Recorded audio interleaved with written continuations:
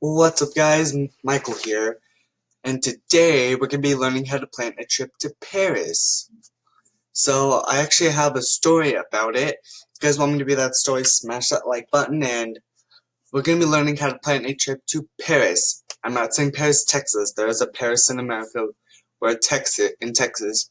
Some of my friends actually lived in Texas, but we're going to be learning how to plan a trip to Paris. But right now, because of the coronavirus pandemic, it's still going on as of 2020. As of January 2020. So because of that happening, we actually can't really go anywhere foreign right now. But let's hope this virus ends soon. They have made a cure, I think, but it's going to take a while to distribute it. They say it's going to take another year. Also, guys, for you guys who are on my channel, if you guys are also one of my other channel, Michael Starwolf, if you guys are actually subscribed to that channel too, I'm going to be doing some vacation stuff on there too. I might do a vlog on my trip to Paris. That's also for those of you guys who are subscribed to my other channel too. And for my web show, I'm working on a new topic to discuss. I might continue that Newsboy one. Alright, so we're going to be learning how to go to Paris. So we got to plan the basics. So we got to decide when to go. So the best time is like in the springtime, although it could rain. Christmas is beautiful, but November through February is cold and rainy. So the best time to go would be in April, according to the WikiHow page. So most fashion shows are in September and October, making it more difficult to get to a hotel. And an off-season price, they're lower than normal. Your best bet, if it works for your schedule, it may be spring. But then again, I can't really go right now. I don't have a passport as well. Once I get my passport and everything, and once this coronavirus pandemic begins, and I buy my ticket, and I get everything I need, I will try to get to Paris. It's on my bucket list, on the places I want to go. Also, there's some places around the world I also do want to go. I've been to, like, places here in America. I'm still in doubts about going to Canada. I think Canada is a place I want to go to, along with Germany.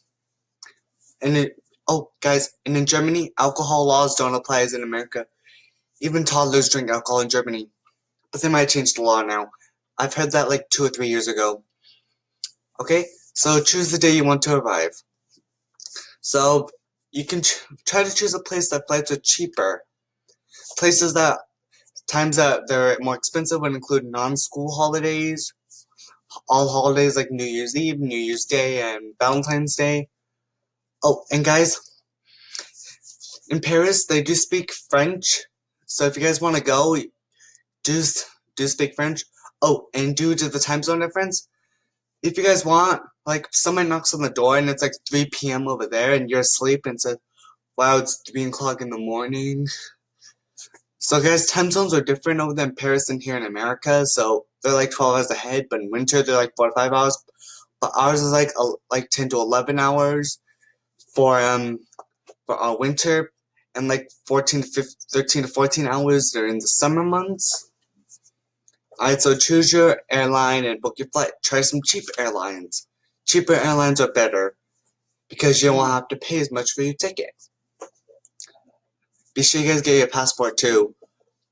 And this, I don't know, I find this tip a little bit unnecessary, but so you gotta know what to expect in a Parisian hotel or apartment.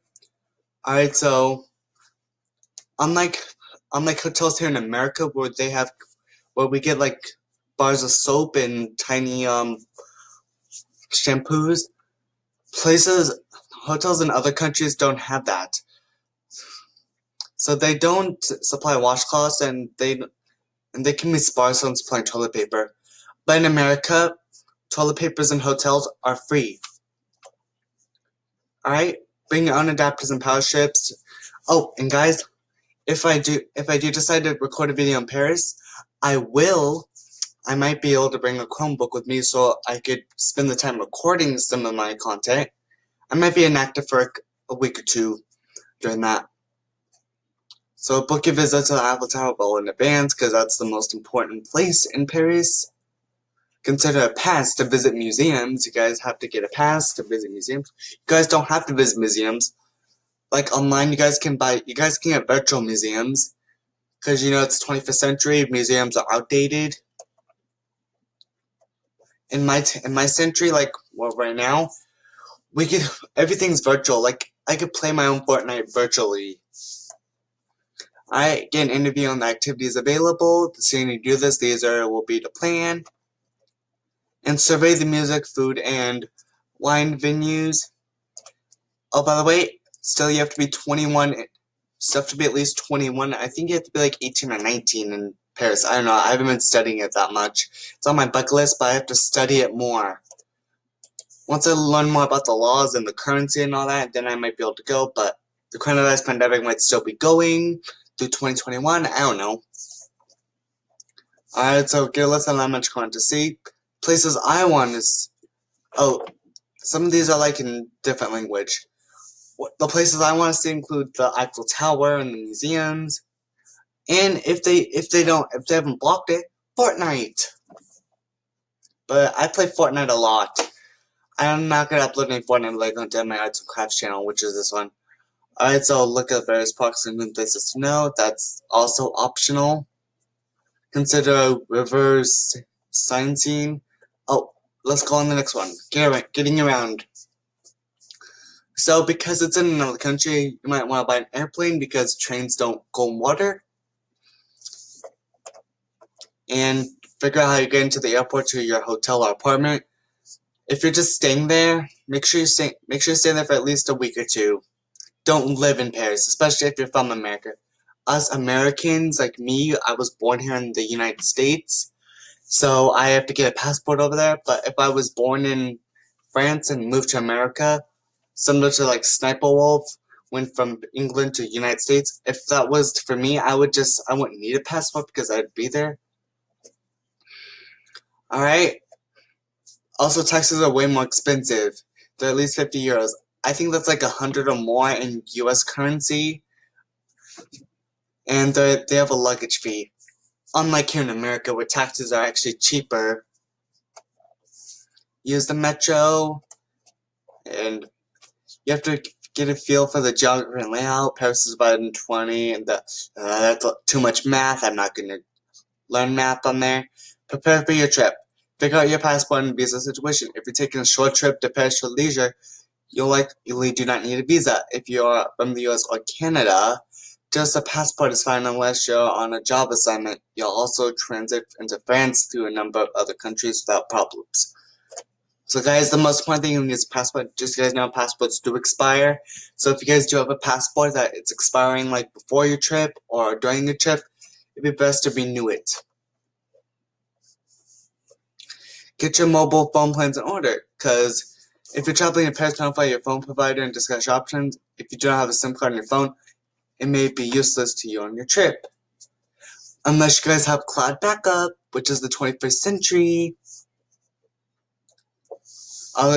Consider alternatives like including purchasing gear and disposable phone, a SIM card, Viber, WhatsApp, Skype, or any social media like video chatting on Instagram is also an option. Use mainly your credit card in Paris. I don't have a credit card, but it could be like, I think in Paris they could take US. There's a conversion rate in US dollars. Get 100 euros on your cash check before Paris, about 150 US dollars. Oh, especially if going to stay a week or more. Alright. Contact your bank in advance. Contact your bank at least 2 months before your trip. Do notify them of your travel. Let them know you're traveling. Give them the dates of your travels for fraud purposes. You don't want them blocking your card, not knowing you're in Paris. It's a good idea to call again a week before you leave for your travels. Here's a few things you should learn: the policies, transaction fees, and charges for credit cards and ATM card. And too much information. Prepare your get around pass with the Metro and GER. I discussed that. Make smart preparations to protect your money. Avoid drawing attention to yourself. Having well exposed and within easy reach invites pickpockets. Oh, guys. You guys can also bring your... So these, a money belt and all that, you really don't need all this. Just bring your backpack. If you bring a backpack, they won't know what's in it. And leaving for Paris, packed to dress nicely. In Paris, everyone dresses up a little. Neil and Elma wear a dark sports coat or blazer. So you guys could just wear pants. Just dress up a little. Don't wear outfits like me, who's wearing just shirts and shorts. Just at least wear a little bit of pants. Just at least wear pants. And pack to the airline standards. So you can bring a carry-on bag. Backpack would be a good idea. And protect yourself against luggage loss and theft.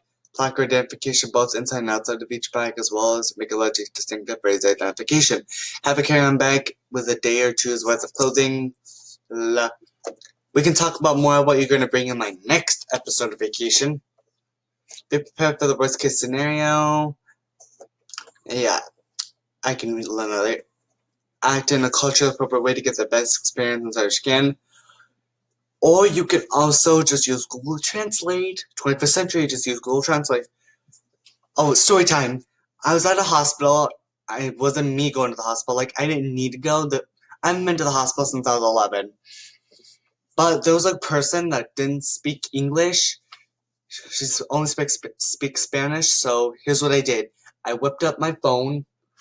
I'm going to use my mobile chargers. I just searched up, hello. Are you okay? Then I just didn't Google Translate. Then she answered me.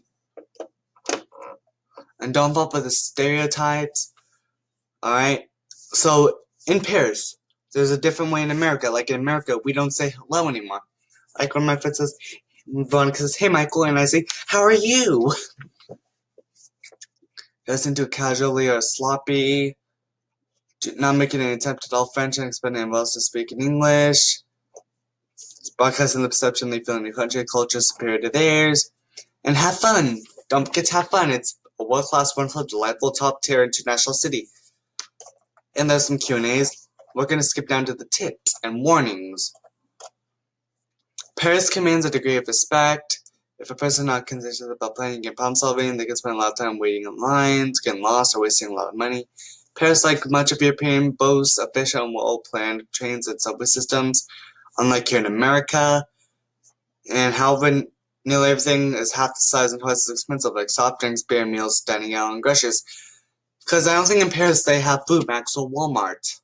Because it's an expensive country. Paris is another city or town or community. Casual grocery stores are nice and friendly. They're kind of similar to here in America. Children play, people laugh, spend time with each other. I wonder if they got like games like Fortnite. Is Fortnite banned in Paris? I don't know. Warnings, important phone numbers in Paris. So there's these. Oh, and the emergency number in Paris is 112 instead of 911 here in America. Things you'll need a passport. Oh, you can check them? Alright, passport, I don't have that. Plane ticket. Chargers, you'll need these. Copies of important documents, luggage and carry-on bag with the essentials. And €100 and an ATM card, plane ticket, and passport. I can check these, I didn't know I could. Alright guys, but anyways, that's all for today. If you guys enjoyed this video. If you guys want another tip on vacation on another country, be sure to hit the like button in the face. And subscribe to my Wolfpack, only if you guys want to. Anyway, thanks for watching. See you guys in my next video.